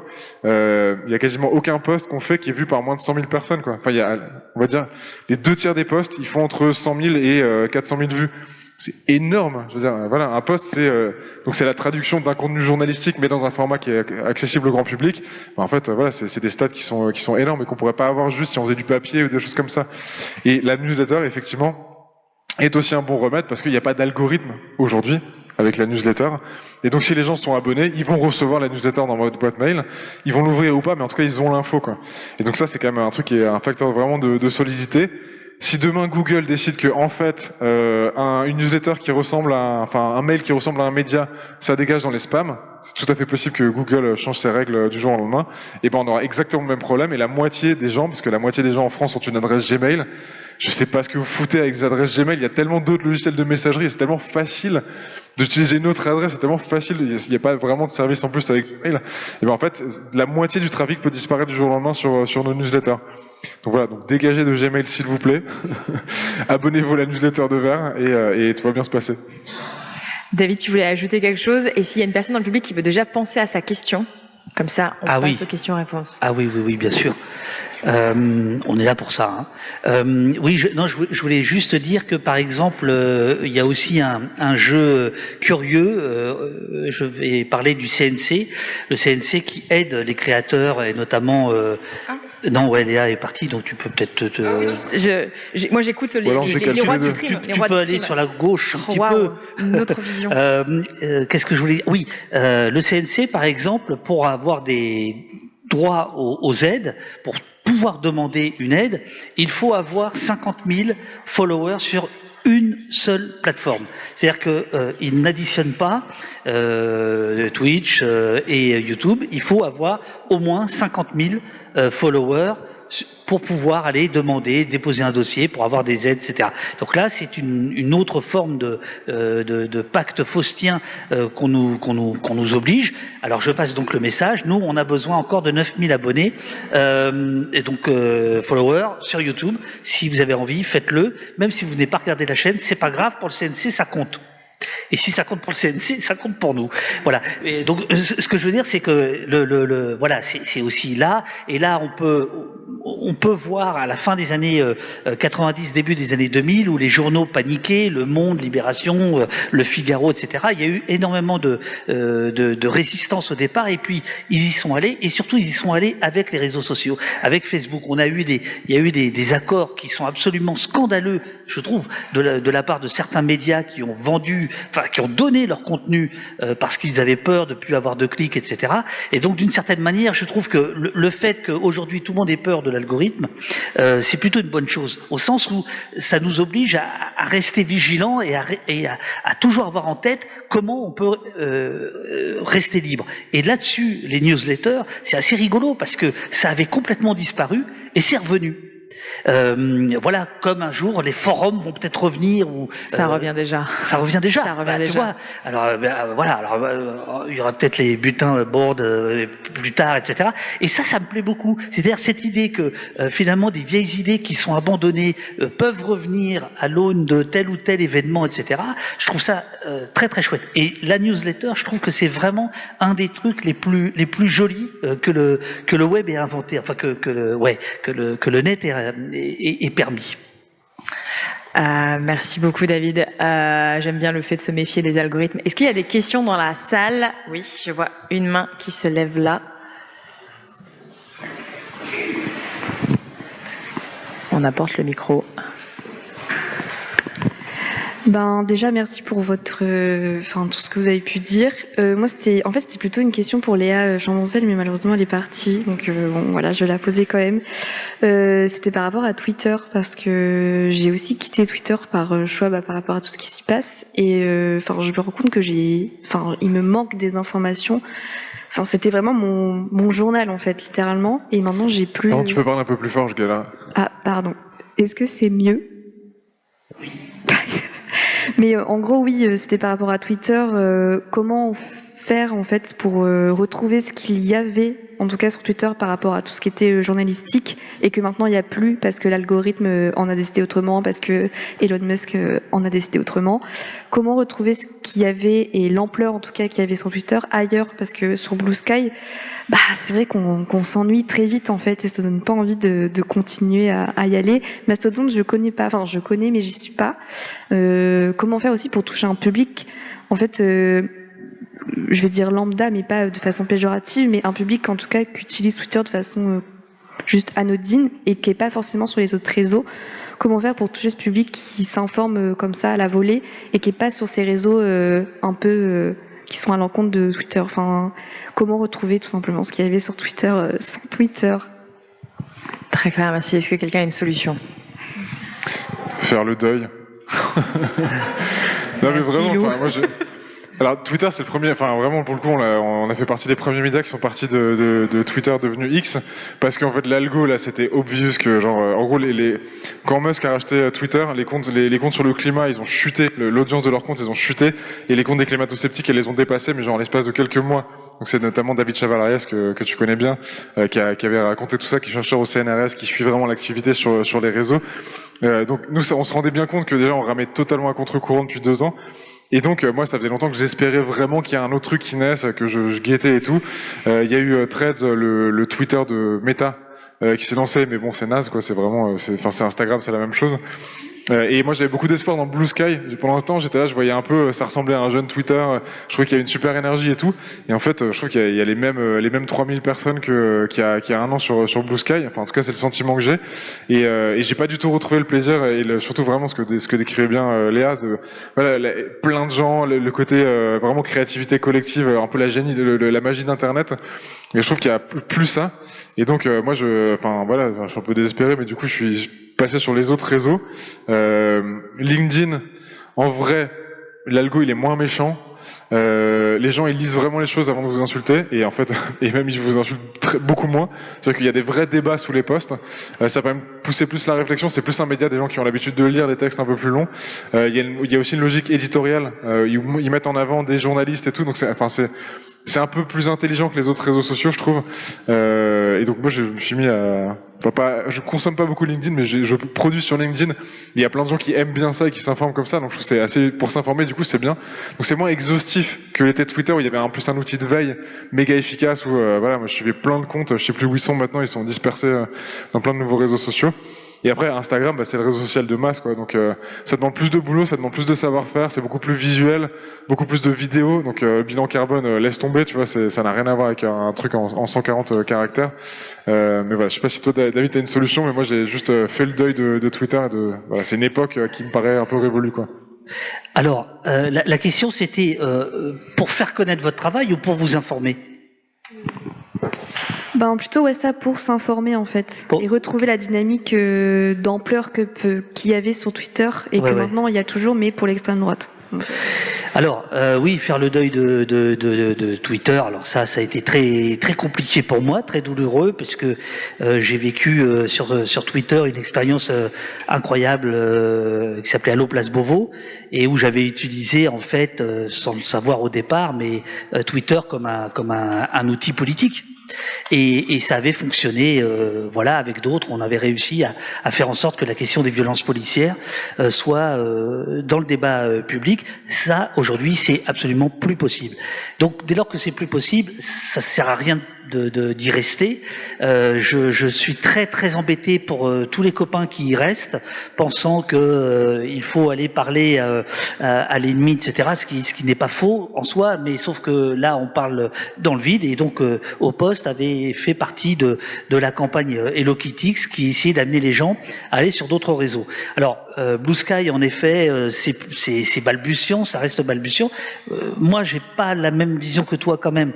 Pour Au Poste, je parle pas pour moi, mais pour Au Poste, le compte Au Poste Blue Sky est beaucoup plus performant, si je puis dire. C'est-à-dire que les gens qui suivent plus. Quand ils sont sur Blue Sky, sur X, il y avait énormément de robots, il y avait énormément de fantômes, etc. Donc c'était pas si fort que ça. Et Mastodon est un véritable endroit pour moi d'intelligence collective et de débat. C'est un système décentralisé où on ne vous piste pas, c'est-à-dire que ce n'est pas comme LinkedIn où je sais même pas le dire, vous voyez, tellement moi ça m'effraie, où vous savez qui est venu voir votre profil. Non mais c'est quoi ce bordel, quoi? Enfin, moi, je veux pas ça. Alors, tu peux désactiver cette option, David. Je te fais un petit tuto LinkedIn avec plaisir. Non, mais oui, d'accord, oui, mais sauf que je veux dire, cette idée de surveiller les gens qui viennent te lire, ah non, c'est pas possible. Enfin, moi, bon. Et puis moi, je pensais que c'était un truc de business. Mais moi aussi. Ah, ça me dégoûte. Bon. Voilà. Alors, pour s'informer, il y a les fils RSS. Et ça aussi, ça va revenir, j'en suis certain. Donc, n'importe quel média, même une chaîne YouTube, etc., vous pouvez générer des fils RSS, vous les regrouper, vous pouvez les thématiser, et là, vous allez avoir tout un tas d'informations. Alors, c'est plus des informations, on va dire, qui sont passées par le tamis journalistique que des informations citoyennes. Là où effectivement, vous avez raison, il y a un problème, c'est que X permettait, comme Facebook à une époque, permettait d'avoir une information citoyenne, la température, on va dire, du pays directement. On avait bon, là, avec les fils RSS, donc en gros c'est quoi un fil RSS? C'est le fait de syndiquer, de publier les titres, les dates, éventuellement les chapeaux de vos articles, de vos pages, etc. et de rendre ça complètement digeste et de pouvoir sur votre navigateur ou des applications ad hoc vérifier. Et moi je passe mes journées là-dessus. Je passe mes journées là-dessus, avoir des informations qui viennent de partout. C'est-à-dire, je crée mon petit journal à travers des centaines de sources différentes. Il me semble que ça, c'est la meilleure façon pour avoir encore une diversité sans avoir la pollution qu'il y a sur X. Oui, bonjour. Du coup, je rebondis tout de suite sur ce que vous disiez, l'information citoyenne. J'aimerais que vous me disiez comment vous considérez votre rôle de journaliste aujourd'hui, parce que vous vous opposez souvent aux médias traditionnels. Je trouve que c'est un peu dommage de s'opposer aux médias traditionnels, parce que pour moi, journaliste, c'est un journalisme d'enquête, et le but de l'indépendance n'est pas d'opposer le média dit indépendant et le média dit institutionnel, c'est plutôt de soutenir le journalisme qui fait des enquêtes.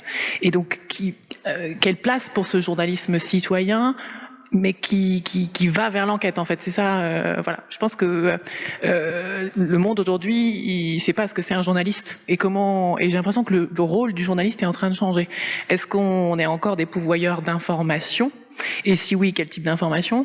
Ou est-ce qu'on devient des médiateurs de l'information qui vient? Peut-être que vous qui êtes sur les réseaux, en tout cas sur Internet, vous avez plus de sensibilité sur ce rôle-là, sur la nouveauté, vous apportez des nouvelles choses que moi j'ai encore un peu du mal à cibler en tant que journaliste, savoir quel est mon rôle aujourd'hui. Voilà, ça c'est une première question. J'ai une deuxième question sur vos modèles économiques. Vous considérez que les réseaux sociaux vous apportent de l'abonnement à hauteur de combien? Est-ce que c'est 50% via les réseaux sociaux? Est-ce que c'est 50% via les newsletters? Enfin voilà, vos abonnés, vos donateurs, ils viennent d'où? Et dernière question, je suis désolée, c'est sur la question de votre indépendance. C'est très pragmatique comme question. Quelles seraient les aides dont vous aurez besoin pour garantir votre solidité financière à vous et votre indépendance? Est-ce que, par exemple, il faudrait qu'on supprime des médias type TikTok en Europe? Voilà. Si vous aviez des solutions en interne à proposer, lesquelles seraient-elles? Désolé, ça fait beaucoup de questions. Non, je vous en prie. Je vais essayer de faire vite pour laisser la parole à Lou. Alors, nous n'avons pas les moyens de louer les magnifiques services de Médiane que tu représentes. Donc on ne sait pas, nous, comment les gens... Ils sont hyper chers, mais ils sont vraiment bien. Il paraît. Ils sont pas chers. On m'a dit que c'est très très cher. Mais bon, on va voir. On verra ça après. Donc nous, en fait, on ne sait pas. On ne sait pas comment les gens donnent, pourquoi ils donnent. Bon, on a eu un peu dit... Bon, on ne sait pas bien. Et puis je vous dirais, on ne veut pas forcément trop bien savoir. Mais il est vrai que si on avait les connaissances, le savoir-faire de son équipe, je pourrais vous répondre et je pense que ce serait intéressant. Très très très franchement, c'est pas de la coquetterie. Le modèle économique et qu'est-ce qu'on pourrait faire? Alors là, je pense, là, je m'adresse plutôt aux gens d'un bout des médias et à vous. C'est-à-dire, vous êtes, si vous êtes là, si vous êtes passionné par les médias, je pense qu'il y a vraiment une refonte des aides à la presse qui doit être faite. Je rappelle le système. Après la guerre, le Conseil national de la résistance considère que l'information n'est pas une marchandise comme les autres et que donc il faut soutenir la presse. Et donc il va y avoir différentes choses, moins de cotisations, des abattements fiscaux et surtout des aides. Ces aides aujourd'hui, elles bénéficient à des milliardaires. C'est-à-dire que le journal qui bénéficie le plus des aides, qui sont des aides d'argent, c'est de l'argent public, un peu comme à Bruxelles, vous voyez, mais enfin sauf que là les gens travaillent, ils font voilà, et bien les journaux qui pompent le plus de pognon sont ceux qui perdent le plus de pognon, et parmi ceux-là, certains sont détenus par des milliardaires. Par exemple, Bernard Arnault possède Le Parisien, et Le Parisien est un des journaux chaque année qui touche le plus de millions. Alors que nous, on nous dit l'enveloppe, elle est fermée. Ici, il y a des nouveaux titres, vous allez vous partager les miettes. Or, je pense que se battre sur cette question-là, qui serait de dire les aides à la presse sont conditionnées au capital des entreprises, c'est-à-dire si quelqu'un s'est acheté un journal parce qu'il est milliardaire et qui veut de l'influence, à ce moment-là, on lui donne pas d'argent pour son journal qui est déficitaire. Parce qu'en réalité, il a de l'argent pour se l'acheter et faire en sorte que ça continue. Alors, en sauvegardant l'emploi et tout ce que vous voulez, mais bon, là, il y a un véritable travail à mener et d'une certaine manière, il ne s'agit pas d'aller chercher de l'argent. Cet argent existe, mais il est très très mal distribué. Alors, c'est pas du tout en arrêtant TikTok, etc. Moi, je suis pour que l'expression existe et dans TikTok, il y a des grands réalisateurs de demain qui sont en train de naître. Donc, j'ai aucun problème avec ça. Sur la question de médias traditionnels, quand je parle de médias traditionnels, c'est uniquement sur la forme. La télé, la radio, la presse écrite qui sont, de mon point de vue, engoncés dans des histoires de forme qui sont maintenant centenaires quasiment. Et c'est là où je fais le distinguo. Mais le vrai distinguo que je fais, c'est entre les médias dominants. J'aime pas dire mainstream parce que Le Pen le dit aussi. Donc je dis dominant. Et que dit Mélenchon ? Et Mélenchon. Oh putain, ça y est, c'est parti. Et Mélenchon aussi, eh oui. Bref, je préfère dire dominant, parce que, comme dirait l'autre, les médias dominants aident les dominants à dominer. Bernard Arnault, Bolloré, Sterrin. Et là, il y a un vrai danger. Et effectivement, il y a une bataille à mener. Et bon, vous le savez, Julia Cagé mène cette bataille, etc.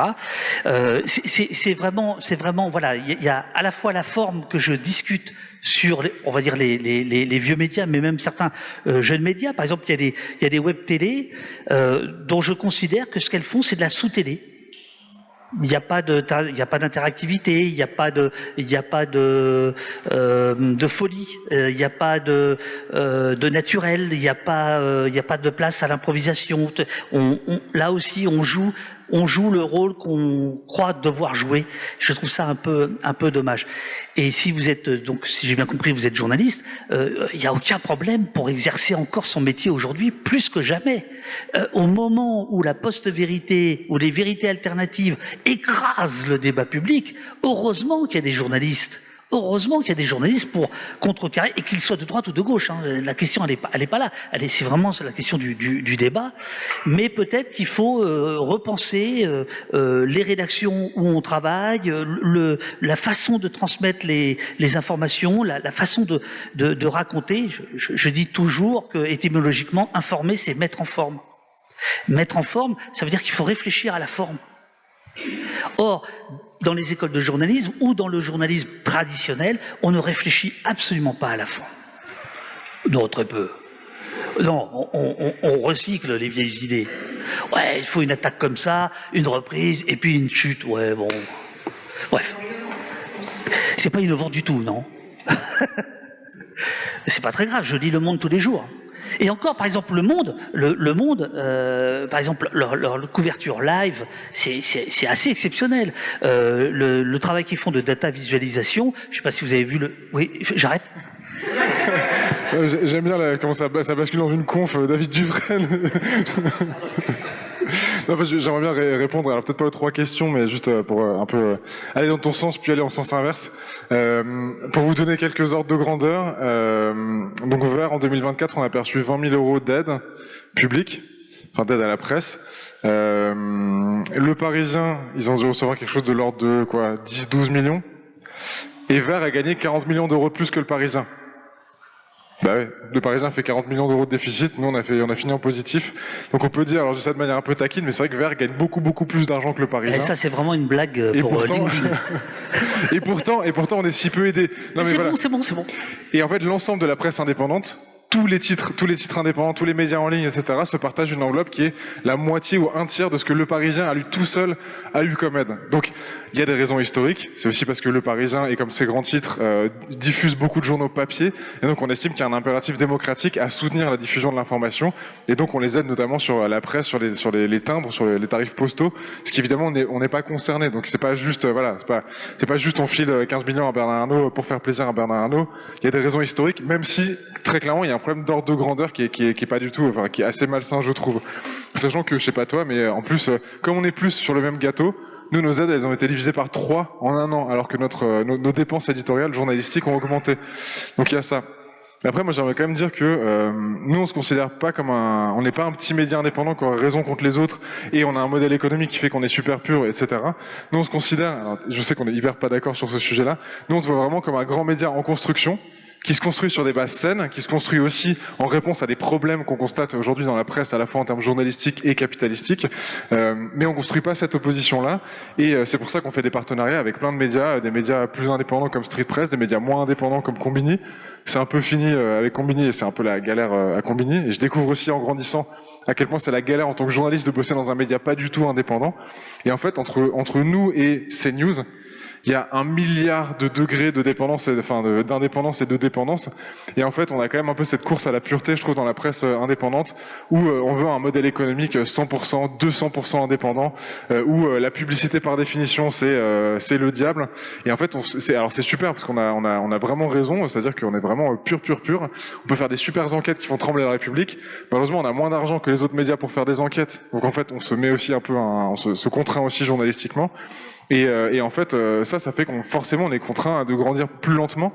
Et aujourd'hui, je pense que si tu prends le chiffre d'affaires de tous les médias indépendants, donc on comprend Mediapart, les jours, la déferlante, Vert, machin, tu multiplies ça par 3-4 pour arriver à ce que CNews dépense en une année, quoi. Enfin, c'est vraiment ça, encore une fois, l'ordre de grandeur, ou au moins par 2. Mediapart, c'est quoi? C'est 25 millions d'euros de chiffre d'affaires. Je pense que les dépenses de CNews, ça doit être de l'ordre de 100 à 150 millions d'euros. Donc c'est super, on est complètement indépendant. Par contre, on parle beaucoup moins fort que les autres qui sont pas indépendants.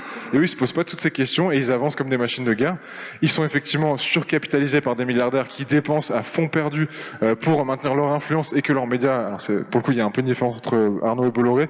Bolloré, c'est vraiment une machine de guerre idéologique et c'est pensé comme ça.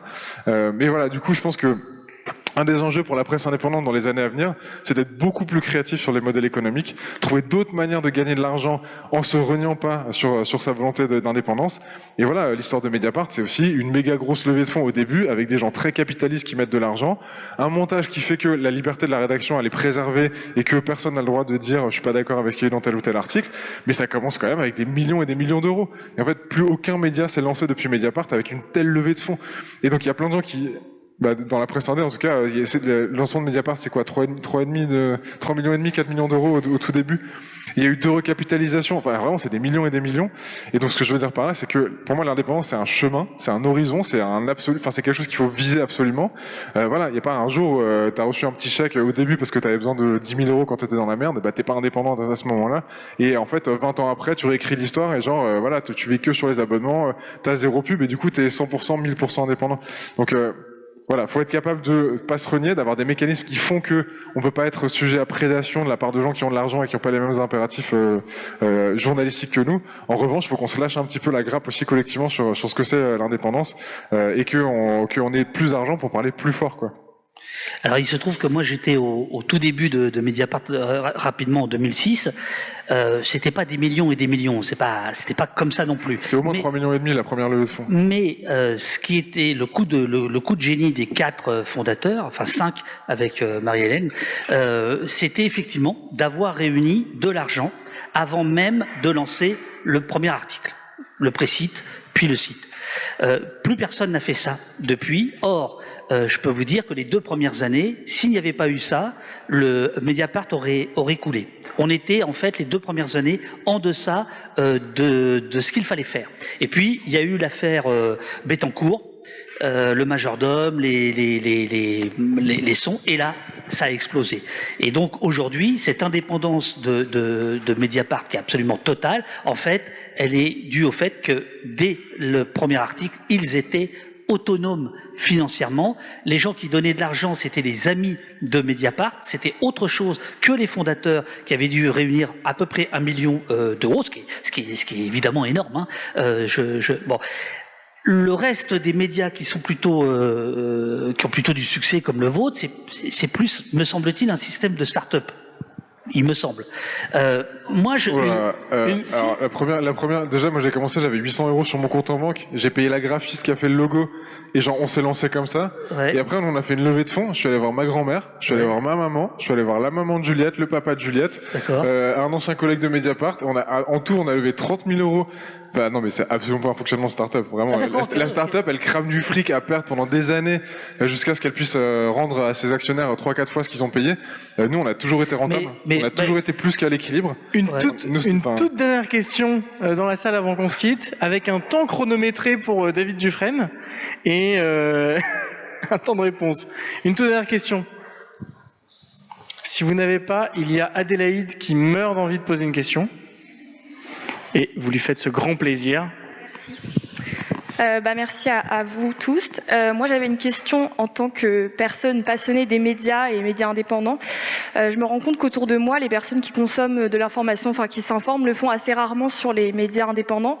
Et c'est pas forcément que le contenu les intéresse pas, mais c'est qu'ils les connaissent pas. Donc moi, je me demande comment vous faites en tant que médias indépendants pour toucher une cible qui est pas, on va dire, parisienne, blanche, CSP+. Enfin, vous voyez un peu ce que je décris là. Comment on fait pour toucher en fait des gens qui sont confrontés à de l'information, et on le voit énormément ces dernières années, ces derniers mois, avec des médias qui se droitisent un max.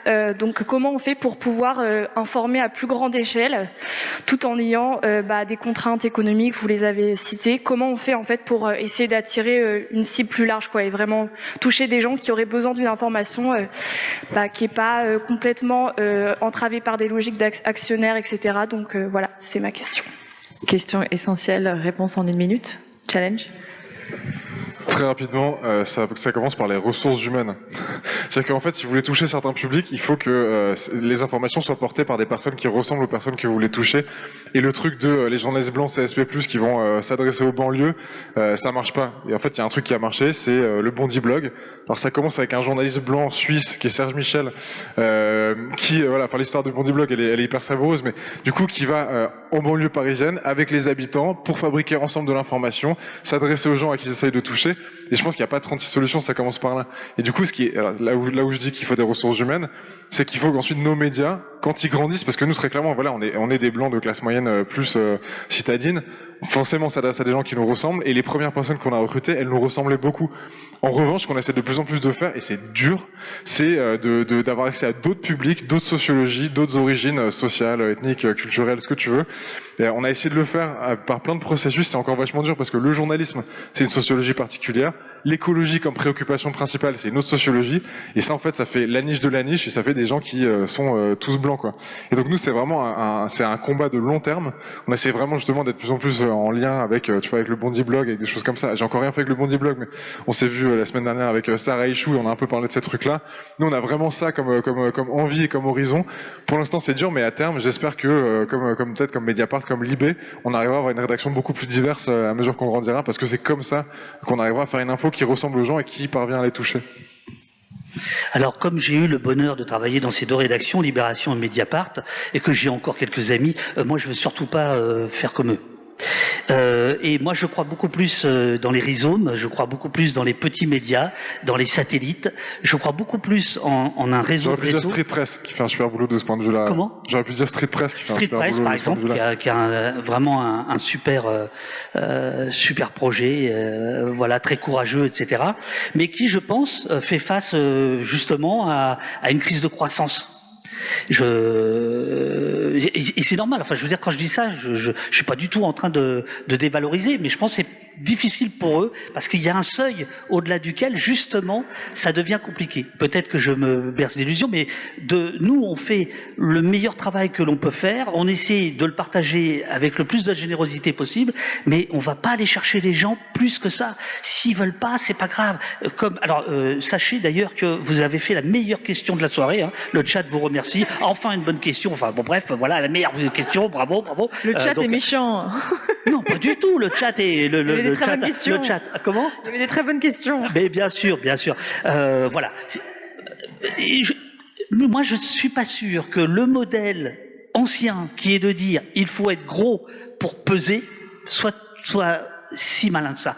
Je suis pas en train de dire que je suis dans le discours de l'avant-garde, mais entre les deux, je pense qu'il y a quelque chose à inventer. Parce que en face, de toute façon, ils sont plus gros, ils sont plus riches, ils sont plus féroces. Et contrairement à ce que tu dis, Bernard Arnault, quand il achète des journaux, il achète de l'influence. Non, mais il achète de l'argent. Et il fait, non, mais je veux dire, il est pas plus blanc que Bolloré. C'est la même chose. Et c'est lui qui fait les unes de Paris Match, et c'est lui qui va voir Macron pour que Castex soit pas Premier ministre, etc. Et il peut le faire en partie parce qu'il a des journaux, des médias à son service, à sa botte, des éditeurs, etc. C'est ça l'enjeu. Et je suis pas sûr qu'on arrivera à avoir une taille suffisamment importante. C'est désastreux. Le paysage médiatique en 20 ans, c'est complètement déséquilibré. Il y a une vingtaine d'années, c'était à peu près équilibré, gauche-droite, on va dire. Aujourd'hui, c'est terminé. Est-ce qu'il faut faire un grand média indépendant pour contrer les autres? Certains le pensent. Moi, je pense qu'il faut au contraire être dans une créativité sans borne. Et là-dessus, je pense que c'est pour à la fois rejoindre et amener vers la conclusion de cette table ronde.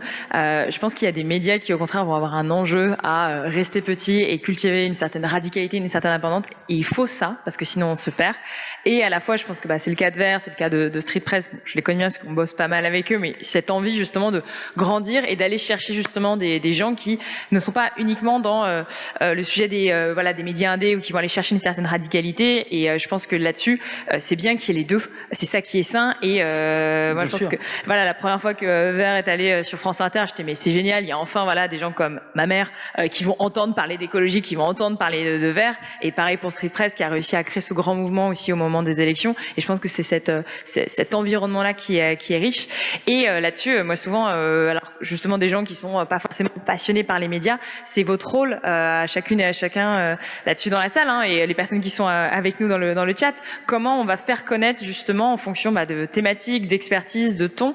Moi, je sais que je suis devenue un peu la relou de mon groupe de potes, mais tiens, il y a tel média, tiens, il y a telle initiative, tiens, il y a tel journaliste, et ça se joue comme ça.